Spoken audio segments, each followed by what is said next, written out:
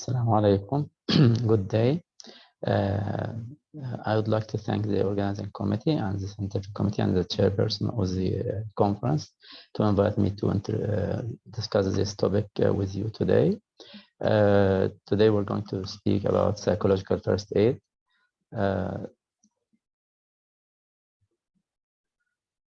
If we're talking about psychological first aid, we need to differentiate firstly between the idea of psychological first aid and the mental health triage.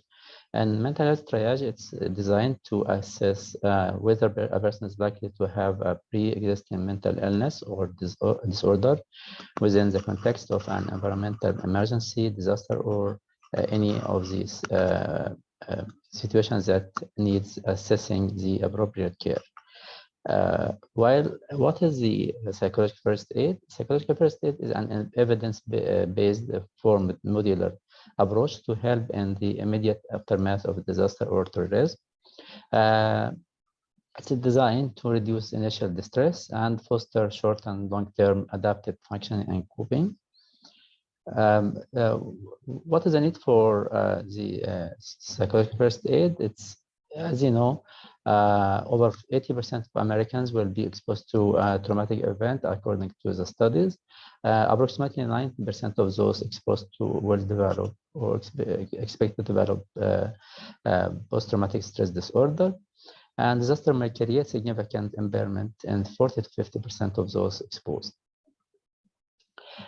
So who can deliver PFA or psychological first aid? It's designed to be delivered by mental health and other disaster response workers within our variety of response units. It might be first responder teams, healthcare providers, school crisis response teams, or faith-based organizations. Where should we use this? It's designed for diverse setting. It might be in general population shelters. It might be in special needs facilities like day programs and group homes, medical triage areas, staging areas, and some respite centers for first responders or relief workers.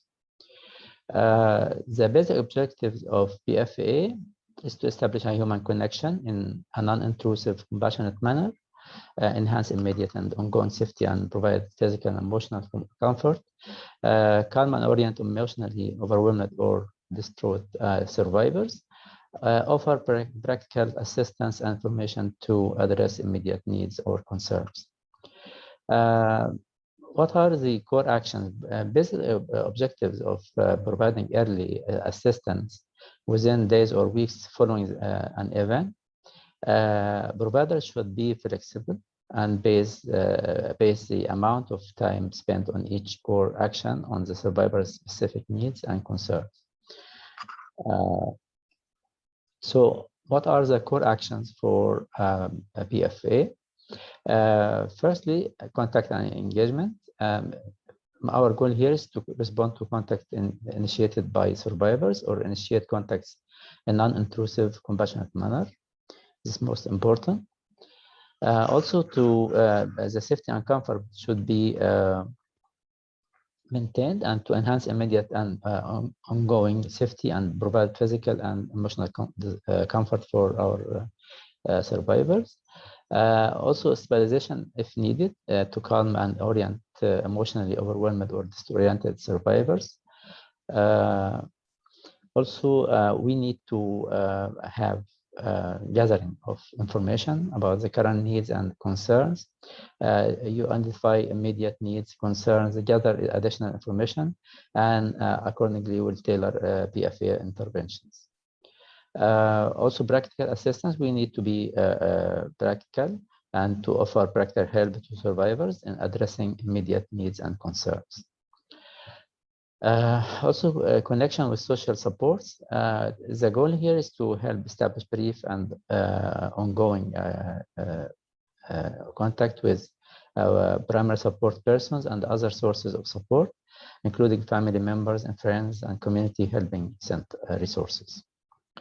Also, we need to have information about on coping, to provide information about stress reactions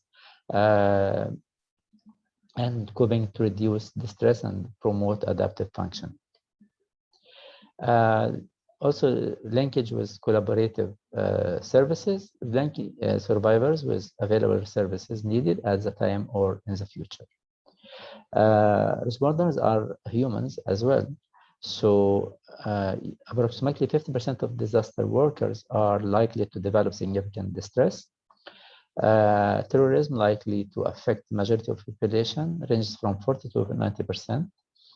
As many as 45% of those directly exposed to mass disaster may develop PTSD or depression. So this also responders and the survivors. But before we begin, we need providing care and support in the immediate aftermath of a disaster can be an enriching profession and the personal experience through helping others. It can also be physically and emotionally exhausting. You need to consider your current health, family, work, and work circumstances. So your personal considerations, you need to firstly assess your comfort level with the various situations as you may experience while providing BFA. You know, working with individuals who are experiencing intense distress and extreme reactions, this will affect you in a way or another. Individuals in non-traditional settings, in a chaotic, unpredictable environment. So this might be stressful. Also, working in an environment with minimal or no supervision, or maybe conversely, there is a micromanaged, working with and providing support to individuals from diverse cultures, ethnic groups, developmental levels, and faith backgrounds, environments where risk of harm or exposure is not fully known.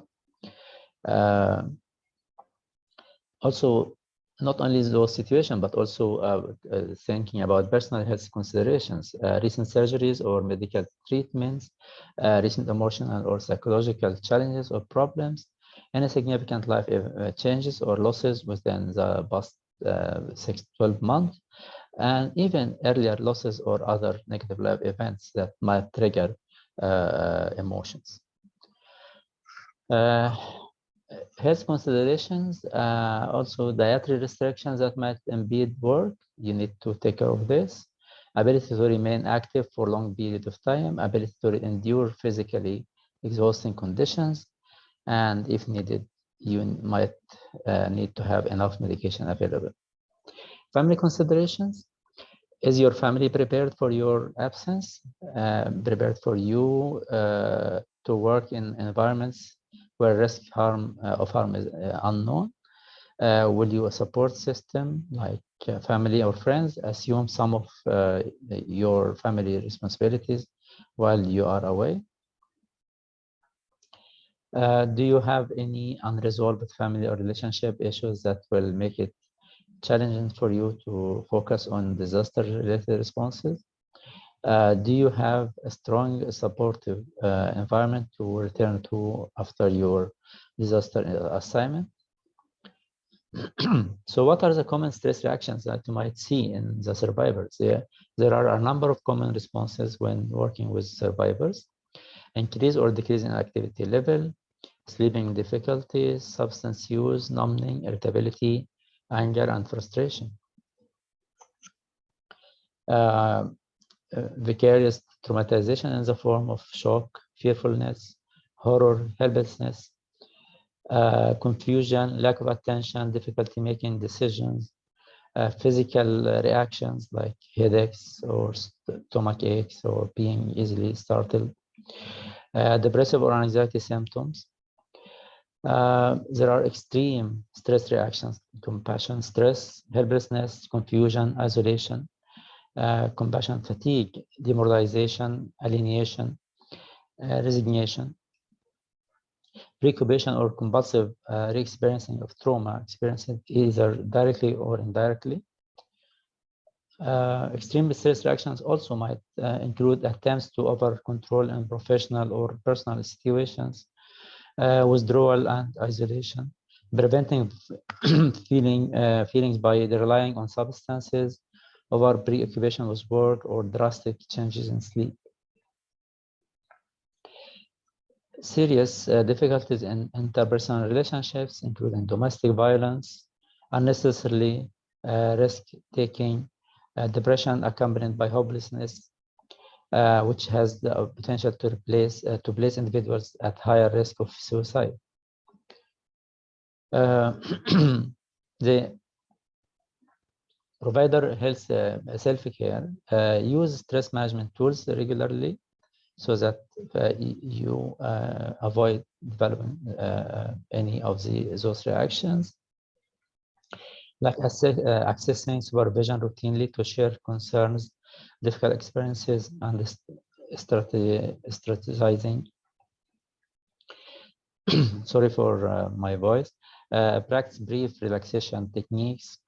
Use a body system to share upsetting emotional responses. Stay aware of limitations and needs.